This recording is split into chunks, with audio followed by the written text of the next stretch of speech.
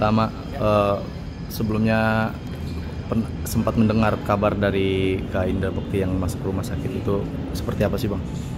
Ya jadi hari ini sebenarnya kan saya kan syuting dari jam 4 pagi udah berangkat ya, dan harusnya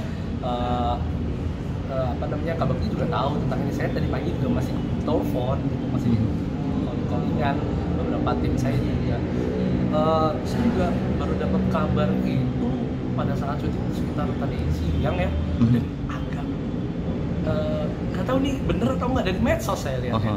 Dari medsos, terus ada teman-teman media juga kan yang kebetulan di sini nanya, iya Pak, bener Kak gitu. Nah, saya langsung hubungin keluarganya kan, tapi belum bisa belum dijawab, belum bisa dihubungin. Jadi saya juga masih belum tahu gitu.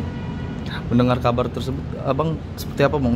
Reaksi Abang kayak kaget atau? Kaget, masa tadi syuting sempat berhenti karena kaget gitu. Kita kan semua satu tim kan kenal Kak Bekti semua. Kak Bekti kan juga pemilik di sini.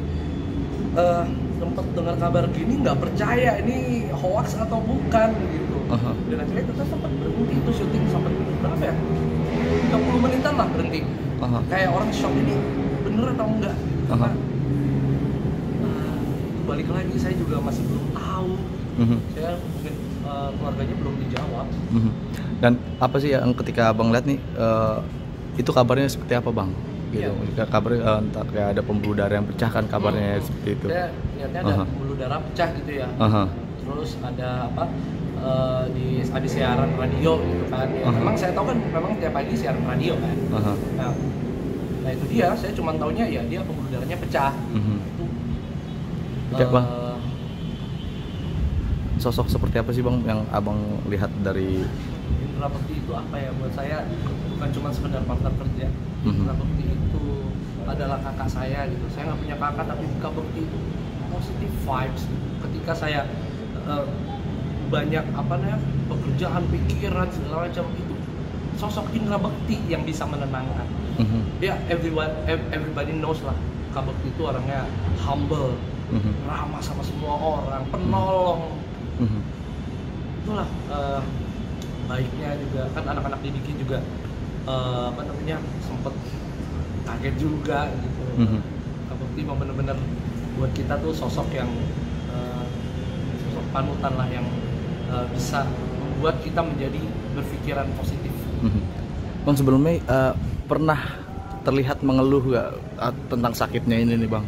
Kalau masalah mengeluh itu ya kita sama-sama sering ngeluh lah. Kayak saya sakit, saya bilang, aduh gua pusing nih, kepala gua ini. Sama Bekti juga gitu kan. Kak Bekti suka ngomong, gua lagi pusing nih, gua lagi nggak enak badan nih. Jadi nggak dianggap itu masalah penyakit yang besar gitu. Itu penyakit yang biasa gitu, yang kita pernah alami gitu. Itu sih kayak sempet kaget juga sih kalau sampai bener ya. Maksudnya dia nggak yang sampai cerita gue bakal berobat atau enggak gimana ya, gue periksa atau enggak check up ke dokter? Enggak, biasa-biasa aja. Maksudnya menahan dia berarti ya Bang ya?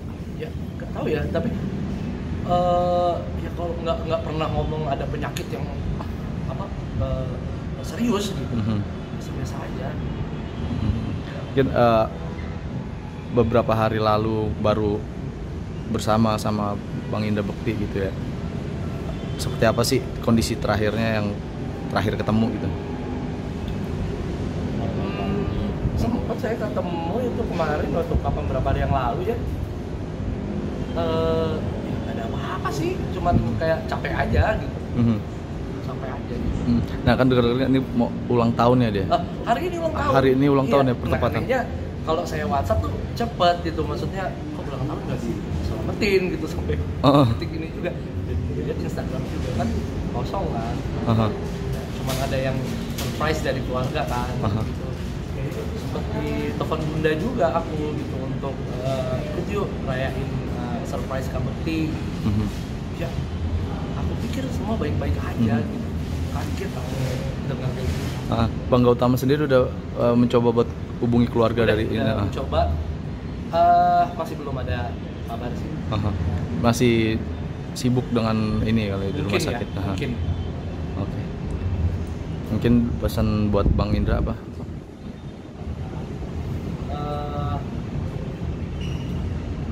ini bener ya cepat sembuh lah Kak. Aku tahu dia kuat loh. Aku tahu banget gimana dia kuat untuk menghadapi semua apalagi penyakit. Ya, mudah-mudahan diberikan kesembuhan. Dan infonya kan hari ini jam ini masih dilakukan operasi, tindak operasi di rumah sakit nih Bang. Pesannya buat Bang Indra atau keluarga gimana sih Bang? Aku masih nunggu kabar dari pasti dulu dari keluarga. Kalau sampai keluarganya udah ada statement ke aku segala macam, baru aku bisa yakin. Sebelum ada statement jelas dari keluarganya. Rencana mau ke rumah sakit Bang hari ini Bang? Rencananya ya kalau udah dikabarin saya langsung jalan gitu setelah syuting. Oke. Thank you Bang.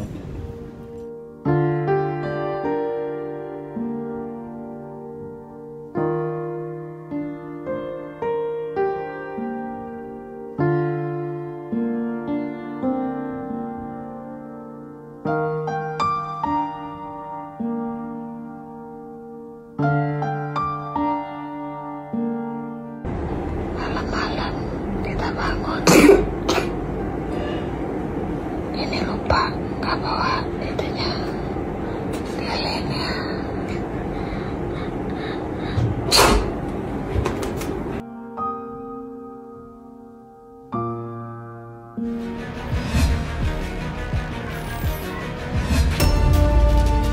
Ya, yang pasti ini momen setahun, momen yang saya persiapkan untuk anak. Ya mudah-mudahan apa yang kami berikan di setahun ulang tahun anak kami bisa menjadi momen yang tidak akan kami lupakan bagi saya dan menjadi sesuatu memori yang akan diingat juga buat anak saya nantinya. Soalnya kan dari dulu saya pengen umroh tapi belum dikasih kesempatan lah gitu. Kadang saya yang lagi nggak bisa waktunya. Ya plan ini sebenarnya kan rencana itu kan kita aja bisa merencanakan, Tuhan nanti menentukan hasilnya.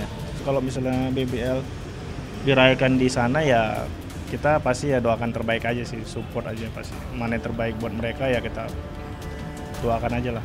Insya Allah mungkin lagi masih dijajakin itu masih. Doakan aja yang terbaik dia. Memang ini adalah rezeki dari Leslar ya. Yang pasti ya akunya mensupport, mendoakan semoga dilancarkan dan juga semoga diberikan kemudahan, kembali lagi ke tanah air dengan sehat dan selamat. Ya mudah-mudahan aja, insya Allah doain aja. Mudah-mudahan keluarga saya semakin diperkuat. Tidak ada kami lebih kuat lagi dalam menghadapi hal apapun. Mudah-mudahan saya juga bisa semakin belajar, tidak hanya menjadi suami yang baik, namun juga menjadi ayah yang bisa menjadi tauladan bagi anak-anak saya. Ya apapun kesalahan yang pernah saya lakukan, ya saya bilang apapun ya kesalahan yang saya lakukan gitu. Karena ya saya kan nggak sempurna, pasti ada kesalahan yang saya lakukan. Mudah-mudahan saya bisa belajar. Terus mudah-mudahan kami ini orang tua ini bisa menjadi orang tua yang menjadi contoh lah, bisa mendidik anak-anak kami sehingga menjadi anak-anak yang berbakti. Alhamdulillah sih ya, melihat kebahagiaan mereka beserta keluarga ya alhamdulillah. Yang pasti kita doakan terbaik aja deh buat Bilar, apapun dilakukannya kita support yang terbaik buat Bilar, itu doain aja yang pastinya.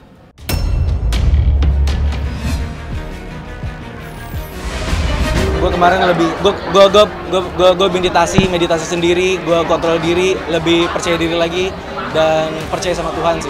Udah itu aja. Kalau itu tuh selalu lindungin kita. Di depan yang terjadi, alhamdulillah bisikannya udah nggak ada. Cuma hanya kontrol emotion kali ya. Kontrol emotion karena tiba-tiba ada emosi yang nggak gue panggil tuh ada. Misalnya? Tiba-tiba emosi itu kan berbentuk macam-macam tuh, ada emosi marah, sedih. Nah ini tuh yang sering muncul tuh emosi marah. Marahnya? Emosi marah sering muncul yang gak gue panggil dan tiba-tiba tuh menyerang orang-orang. Dan itu gak gue panggil dan gak gue mau rasain. Jadi apa yang gue lihat sama apa yang jadi nggak sih? Jadi ada otak, mata sama perasaan gak sinkron. cukup ekstrim karena agak sedikit, dia masih dalam OCD, jadinya agak kesiksa sedikit karena gue gampang marah tiba-tiba. Karena marahnya tuh lebih kepada diri sendiri, tapi tiba-tiba tuh meledak, tiba-tiba di dalam diri tuh gitu aja, tiba-tiba. Tapi ya udah, tapi masih bisa kontrol. Marah-marah sih tetap kontrolnya pada keyakinan lagi. Kalau balik lagi, kita kan ada beberapa lapis tuh, jadi yang kena itu kan cuma beberapa lapis dari mentalitas, dari mental.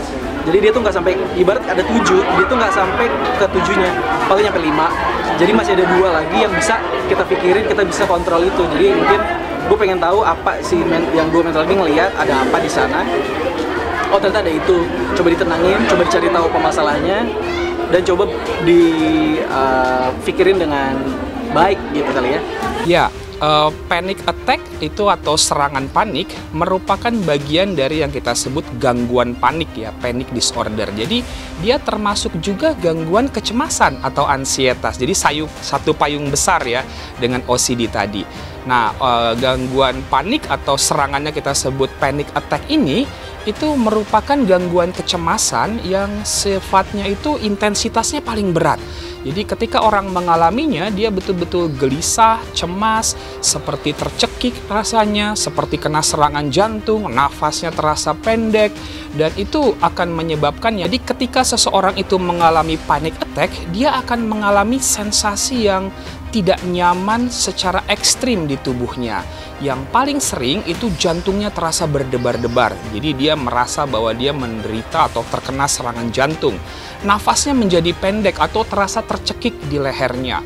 Kepala terasa berat, asam lambung juga menjadi naik sehingga ada rasa mual, muntah ataupun kembung di dalam lambungnya.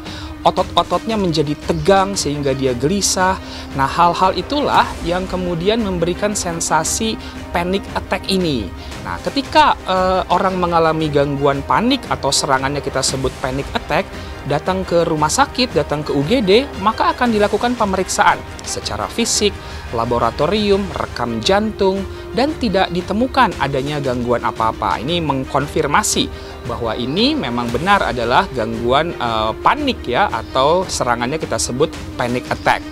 Ya, jadi OCD itu Obsessive Compulsive Disorder atau gangguan obsesif kompulsif. Merupakan suatu gangguan jiwa yang umum dan sifatnya kronis ya. Dia itu ditandai dengan adanya pikiran obsesif, yaitu pikiran yang berulang-ulang, impuls yang berulang-ulang yang muncul di pikirannya, dan dilanjutkan dengan perilaku kompulsif, yaitu perilaku yang berulang-ulang. Misalnya, mengunci pintu berulang-ulang, mencuci tangan berulang-ulang, menempatkan barang atau melakukan sesuatu harus presisi, pas, benar.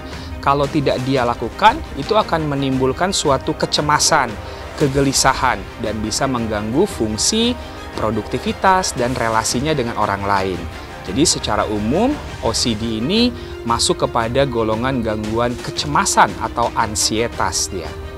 Ada suatu kemarahan yang terpendam, keinginan yang nggak tercapai, ataupun relasi yang toksik yang tidak baik dengan orang-orang sekitarnya. Itu secara psikologis dapat juga memicu munculnya gangguan kejiwaan termasuk obsessive compulsive disorder. Setiap gangguan kejiwaan yang tidak diterapi, diobati dengan baik dan berkelanjutan, itu bisa berujung kepada semakin beratnya gejala-gejala gangguan kejiwaannya dan semakin sulitnya ini diatasi. Dan ujung akhirnya adalah fungsi produktivitas, relasi dia juga akan berkurang dan terganggu.